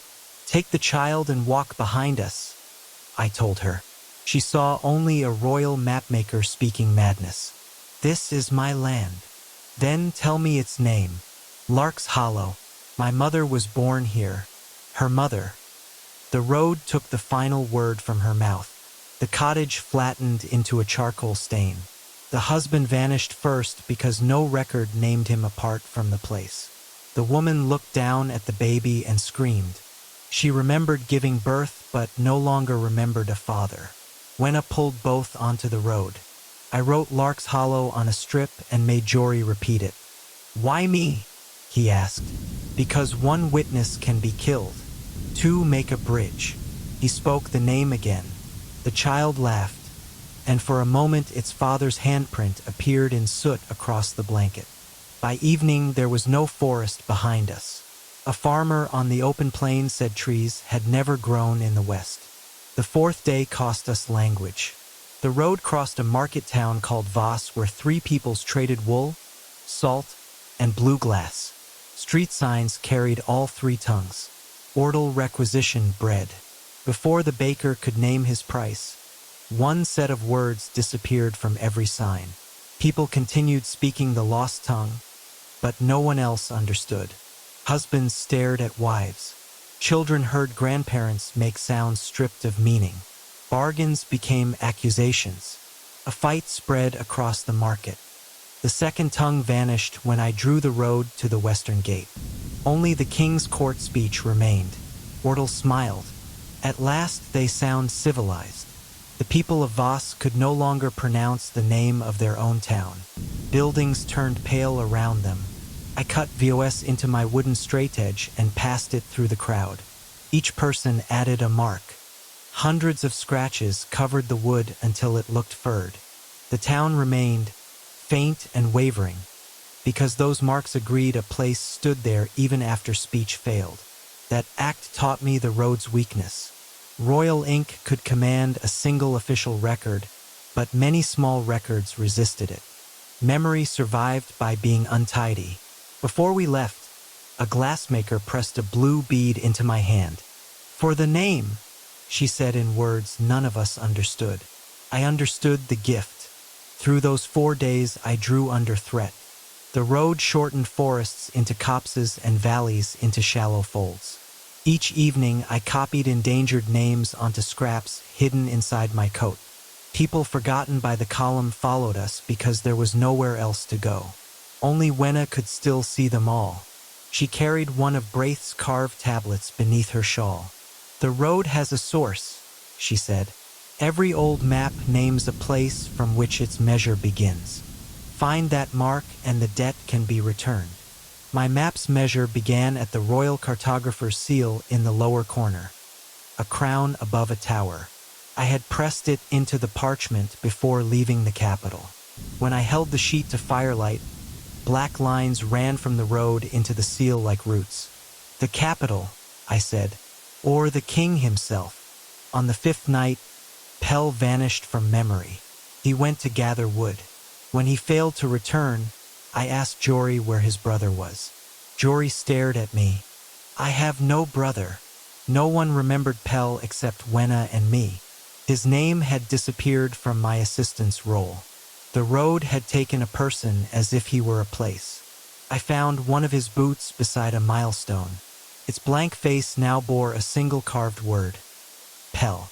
I drove my knife into the stone. Black ink seeped from the cut. The ink did not fall. It crawled up the blade and formed letters across my wrist. One man saved. One brother owed.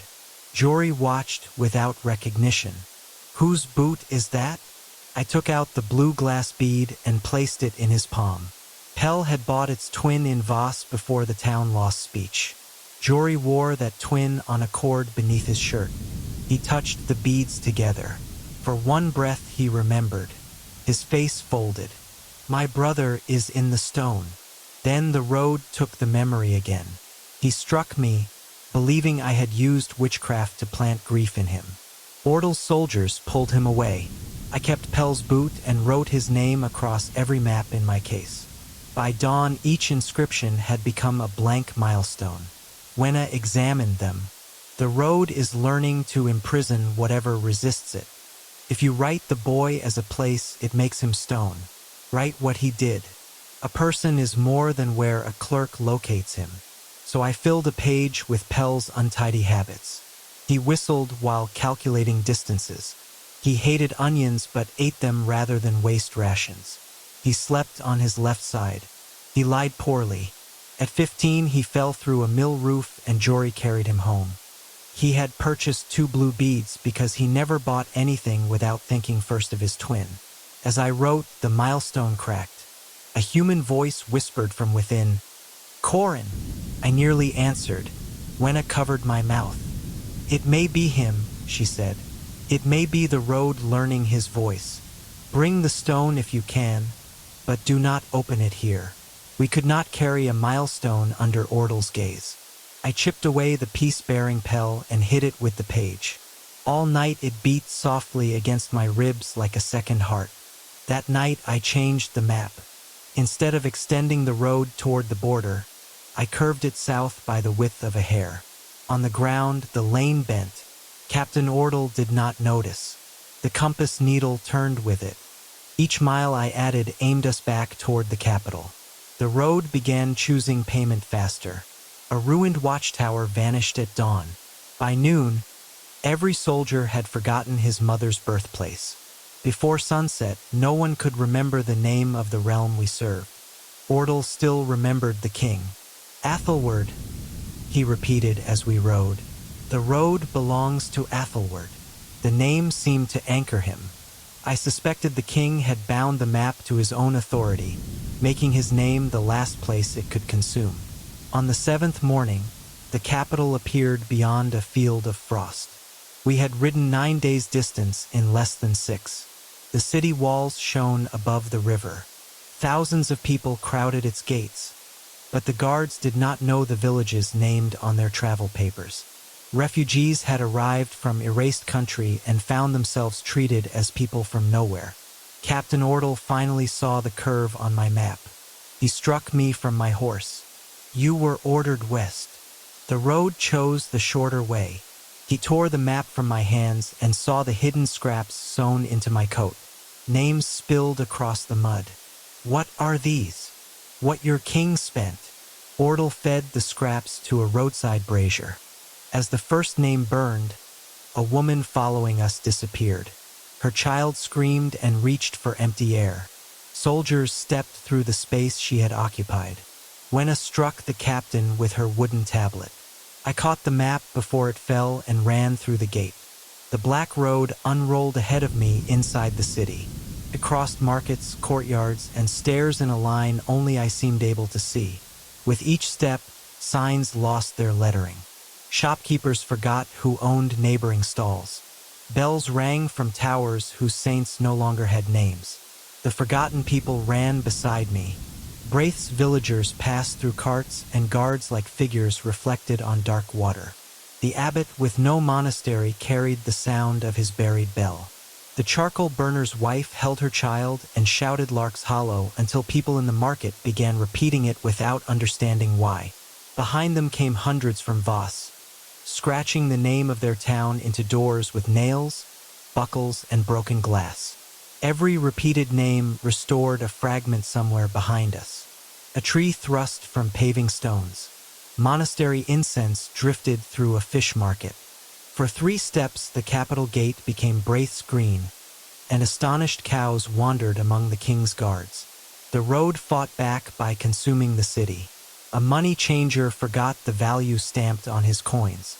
A judge emerged from a courthouse unable to remember any law except obedience. In the square of royal victories, stone kings lost their faces one after another.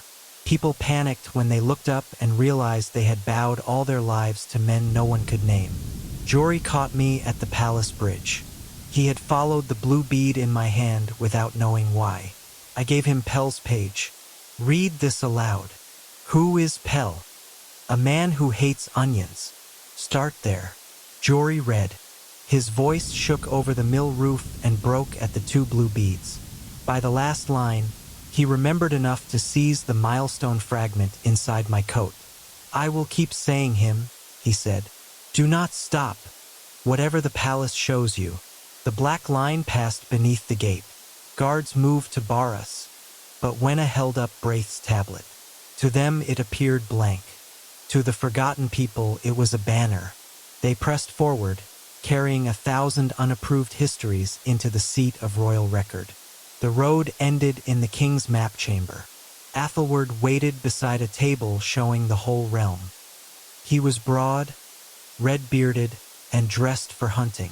Behind him stood shelves filled with maps drawn in the same black ink.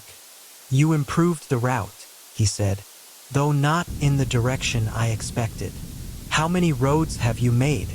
Enough to turn disorder into useful emptiness. He explained that his grandfather had found the first black milestone beneath the palace.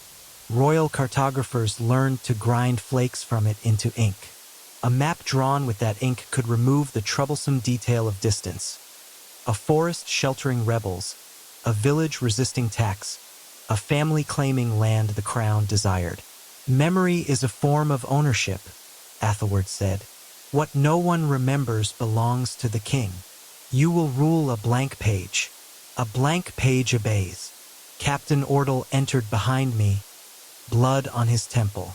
He raised his sword. Wenna's lesson returned to me. A map must declare the point from which all its distances are measured.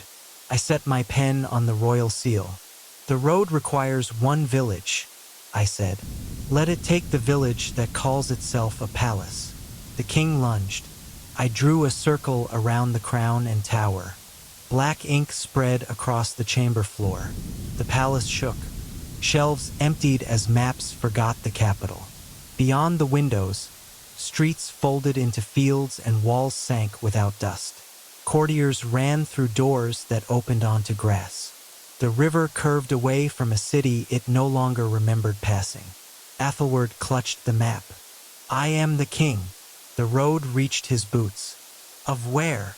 I asked. His name vanished from my mind before I saw his face disappear. Then the black line consumed the map chamber, the palace, and itself. I woke on a hill beside Wenna and Jory. Around us stood thousands of confused people. Some remembered living in a capital but could not say what it looked like. Others carried keys to houses that had never existed. The refugees from the west began calling out village names.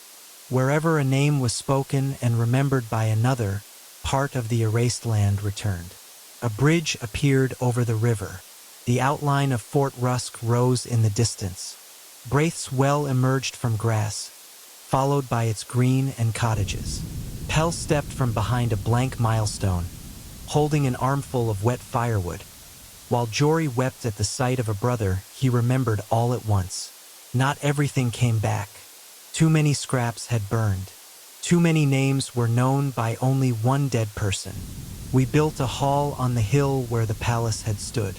Its walls held wooden tablets, not royal maps. Travelers added names of farms, springs, shrines, and burial grounds so no ruler could make emptiness of them again. I never used black ink after that. Still, every map I draw develops one dark road during the night. It begins at the edge of the parchment and ends at the place where I am sleeping. I scrape it away each morning, but the distance written beside it grows shorter.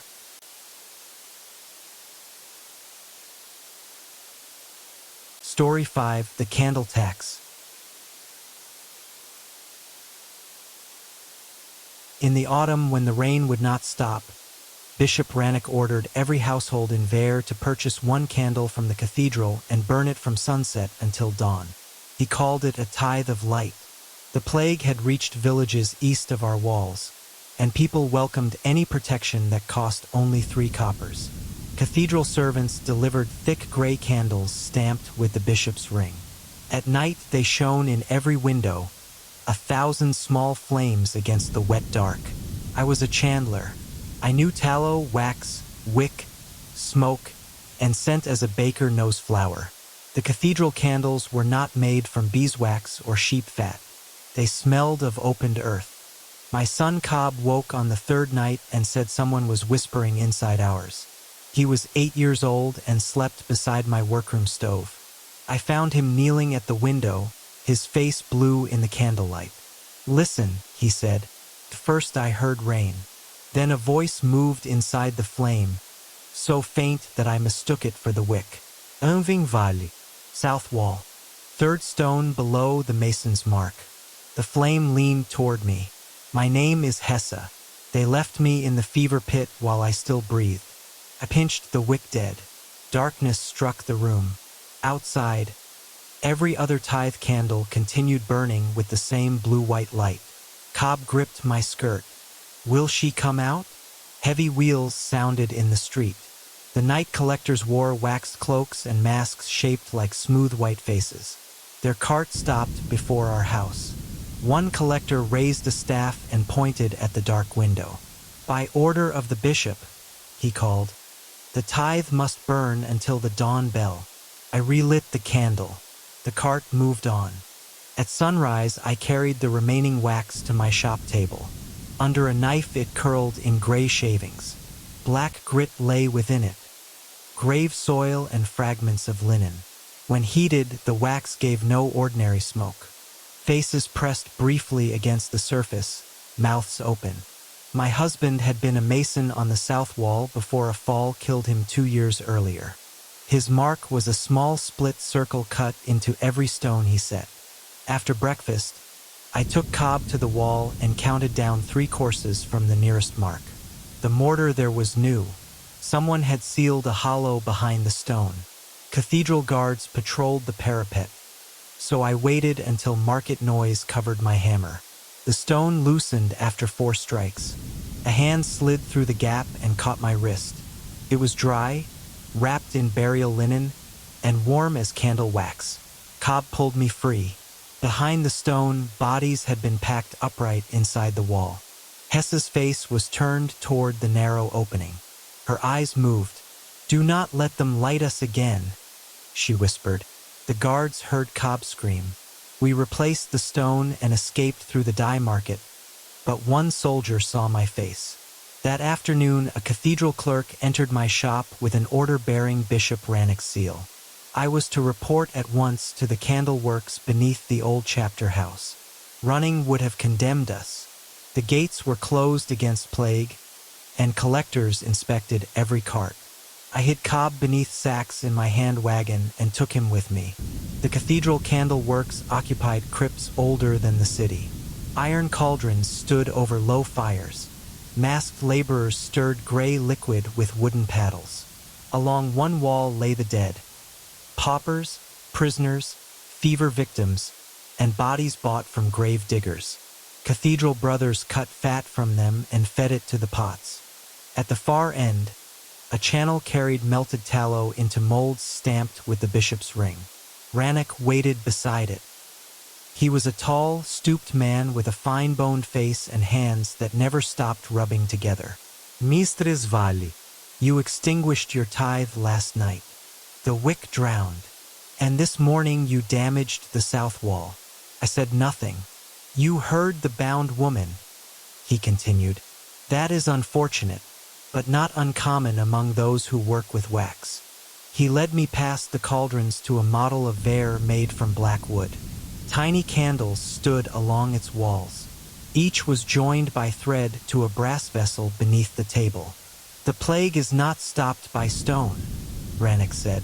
It enters in breath, rats, cloth, and prayer. But the dead know every path death uses. Properly bound, they can turn those paths aside. Each household candle drew a forgotten soul into its flame. Through the long night, the flame carried that soul into the city wall. The packed dead became a living barrier that confused disease, raiders, and even fire. You murder people to protect the city, I said. We use those already abandoned by it. Hessa was alive. For a little while, Cobb shifted beneath the sacks. A laborer glanced toward the wagon, but Rannoch did not notice. The bishop offered me a place as master of the works. The previous chandler had begun hearing too many names and was now part of the east wall. If I served, Cobb and I would receive food, rooms, and exemption from the candle tax. If I refuse, the collectors already know your window. I bowed as if considering. Show me the binding mixture. If I am to make your candles, I must know why the spirits remain in the wax. Pride overcame his caution. The mixture contains salt, grave soil, cathedral incense, and 1 drop of blood from a living resident. That last part gave each dead soul a path into an occupied home. The candles protected Vare by turning every household into a mouth through which the wall could feed. I asked how the binding might be broken. Rannoch smiled. A chandler always asks how wax behaves. Heat releases it, water scatters it, and a true name directs it. But no rain reaches souls sealed inside stone. Rain drummed on the crypt grates above us. I accepted the position. For 7 days I worked beneath the cathedral while Cobb hid in an unused coal cellar nearby. I learned the collector's routes and the marks identifying each wall chamber. At night I listened to newly molded candles. The work began before dawn. Bodies arrived through a gate behind the chapter house, each wrapped in a mat and marked with chalk. A circle meant fever. A cross meant condemned. A short horizontal line meant no one had paid for burial. Those bearing the line went first to the knives because the cathedral assumed no relative would ask to see them. I discovered a 4th mark on the 2nd morning. A small eye drawn beneath the heel. What does this signify? I asked the brother who kept the tally. He turned the foot over quickly. A body that watched what it should not.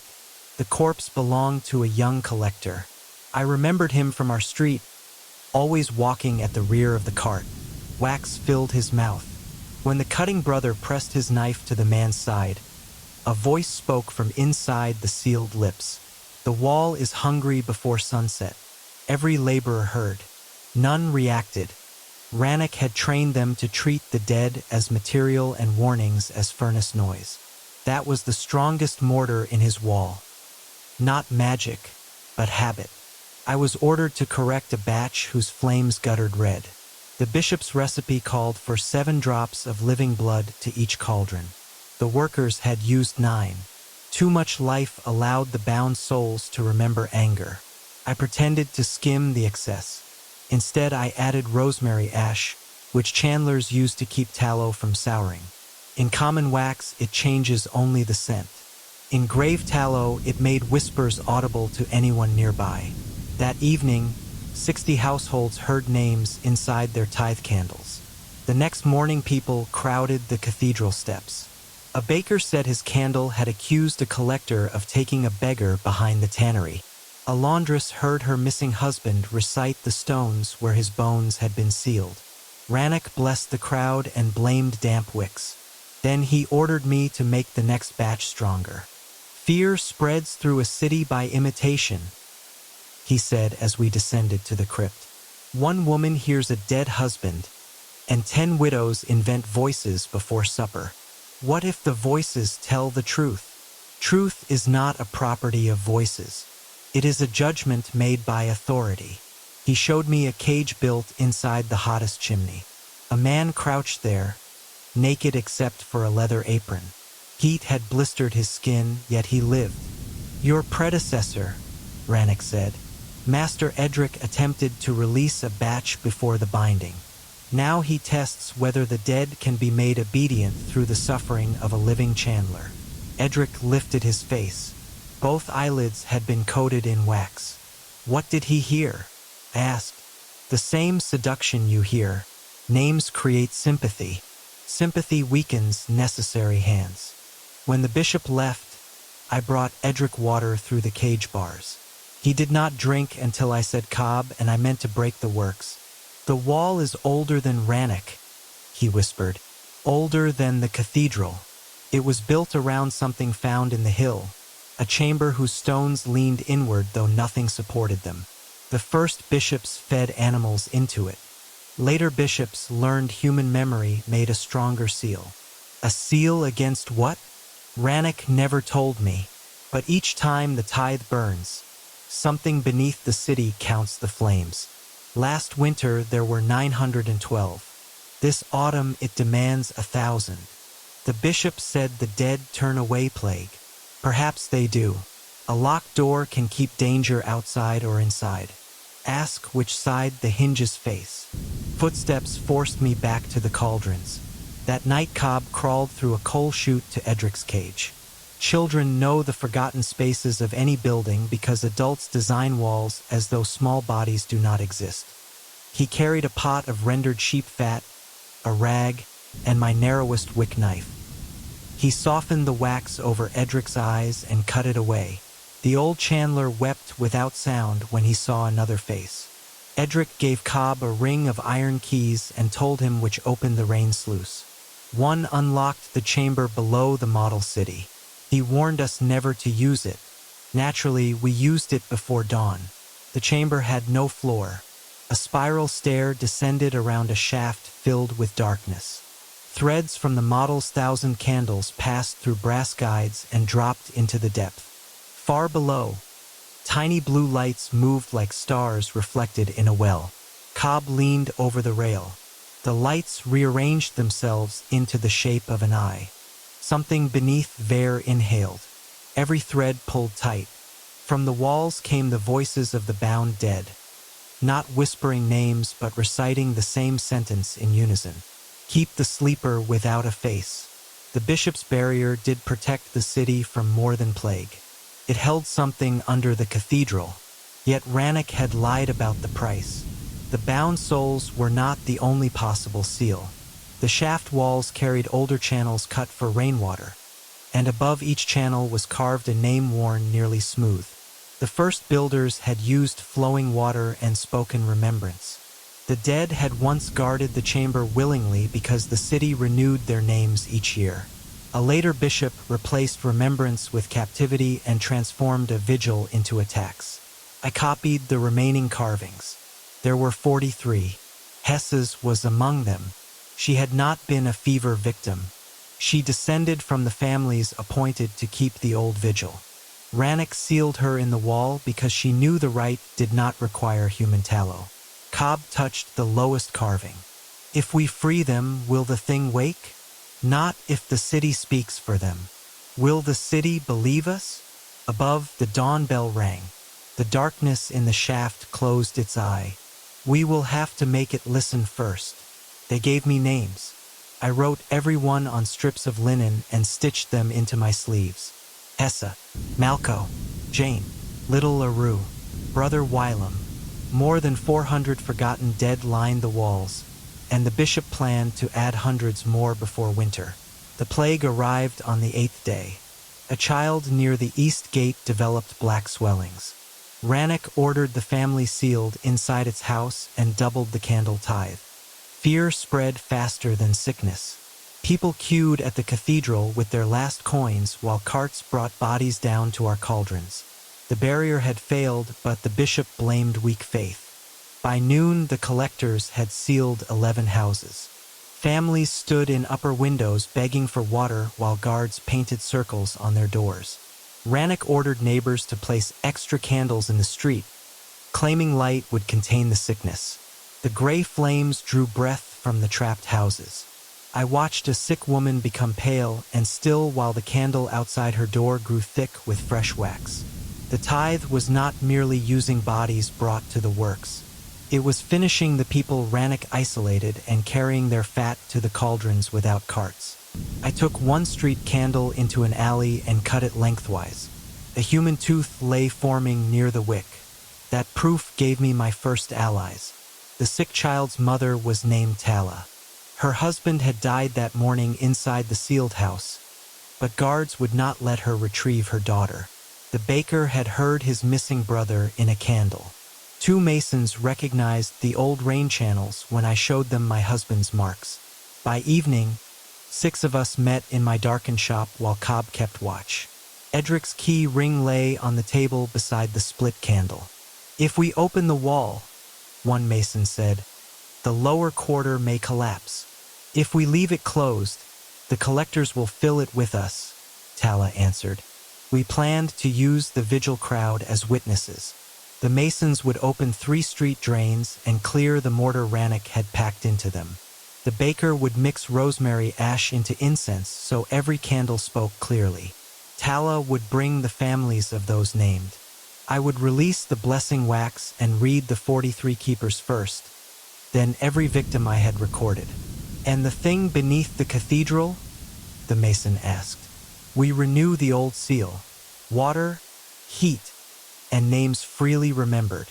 You learned this from carvings in a forbidden shaft?"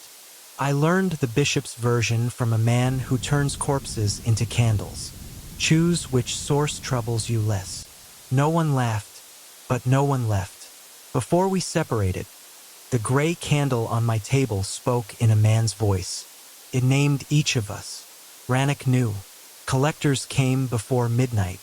We escaped through the floor hatch into my curing cellar. The baker was taken at the corner. Tala reached the sealed house and climbed a drain pipe to her daughter. The masons disappeared into storm tunnels. Cobb and I returned to the cathedral because it was the last place the bishop expected fugitives to hide. We found Edric's chimney cage empty. A new candle cooled on the work table. It was crooked, scarred, and nearly black. When I lit it, Edric opened his waxed eyes within the flame. "He moved the blessing to midnight," the old chandler whispered. "He means to bind the whole crowd at once." The vigil was no longer only our chance. It was Rannoch's harvest. Cobb began coughing that evening. I found no swelling, yet his forehead burned. The infirmary would report him. The collectors would take us both. Hessa's candle whispered from my pocket. South wall, rain channel, mason's mark. My husband had built drains through the wall to release storm water.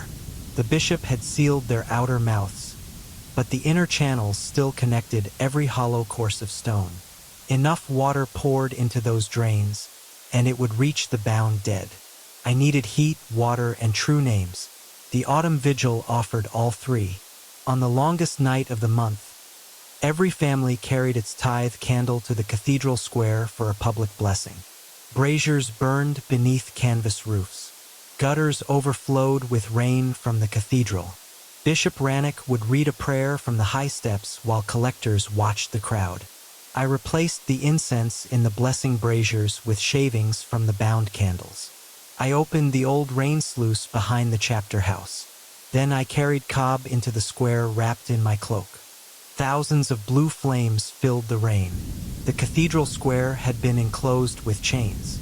Collectors stood at every exit. Families entered believing they carried protection and discovered too late that no one was permitted to leave before the bishop's final blessing. Under the steps, the model city had been connected to a great copper pipe. I could hear the mechanism turning beneath Rannoch's prayer. At midnight, the pipe would draw every household flame into the shaft, binding living witnesses beside the dead. Tala appeared at an upper window across the square with her daughter wrapped against her chest. The masons stood beside the 3 cleared drains. The baker, bruised but alive, was chained near the cathedral door. He had hidden rosemary ash in his hair even after capture. When the rain soaked him, ash ran down his face and into the blessing brazier. Every candle began to speak. 1,000 voices filled the square. Some begged, some accused. The 43 old keepers sang a low melody beneath them all. It was the tune of the first vigil, remembered by no living priest but carried in wax for generations. People stopped listening to Rannoch. Rannoch raised his hands. As light binds darkness, so obedience binds death. I overturned the first brazier. Burning wax flooded the gutter. Rain carried it toward the wall drains. Faces rose in the flames, not 1 or 2, but hundreds. I climbed the well rim and began reading the names sewn into my sleeves. The square fell silent. With each name, a household candle flared gold and went out. Voices answered from the walls. Stones trembled. Mortar softened into gray streams. The masons opened the drains. Rainwater rushed through the wall chambers and down toward the ancient shaft. I spoke the 43 keepers' names first. Families in the crowd repeated them. Each repetition lit a golden point beneath the cathedral, forming a circle around the faceless eye. The thing in the depth pushed upward. Flagstones rose. The cathedral doors bent outward. For an instant ahead, without features pressed against the whole square from below, its shape visible only because rain curved around it. Terror broke the crowd's rhythm. Several names faltered. Cobb climbed the well beside me. He had memorized the keepers while hiding in the coal cellar. In his clear child's voice, he began the list again. Tala's daughter joined him from the window. Then the baker, the masons, and hundreds of strangers spoke with them. The golden circle closed. The faceless shape sank. Water carried the old melody into the earth. The seal held not through stolen bodies, but through a city choosing to remember together. Rannoch shouted for the collectors. They pushed through the crowd, white masks shining. Then the south wall opened its eyes. Hundreds of narrow gaps appeared between stones. Hands reached into the rain. The collectors stopped as the bound dead spoke their names in return. The bishop seized Cobb from my arms and held a knife beneath his chin. "Relight them," he said. "The barrier falls if the souls leave. Every sickness outside these walls will enter. Sickness already entered. One child. I can contain one house." The sick child's mother stepped from the crowd. "You sealed my daughter in with her dead father." Others began naming people taken by the collectors. Debtors, servants, travelers, unwanted infants said to have died at birth. The cathedral square became a record no bishop could erase. Rannoch dragged Cobb toward the steps. Hessa emerged from the wall. She was not flesh, but warm wax shaped by rain. Behind her came the others, each carrying a small flame where the heart should be. They did not attack the crowd. They surrounded the bishop. "You were forgotten," Rannoch told them. "I gave you purpose." Hessa touched the knife. It melted from his hand. "You gave us walls," she said. "She gave us names." Cobb ran to me. The dead pressed around Rannoch. His robes darkened with wax. When they withdrew, a new gray candle stood on the cathedral step, stamped not with the bishop's ring, but with hundreds of tiny names. No one lit it. The south wall partially collapsed before dawn. Rain and released tallow ran through the streets. We expected panic, raiders, and plague to consume us. Instead, we opened the gates. Families living outside brought herbs, clean bedding, and food. The sick were moved into airy barns beyond the cramped city houses.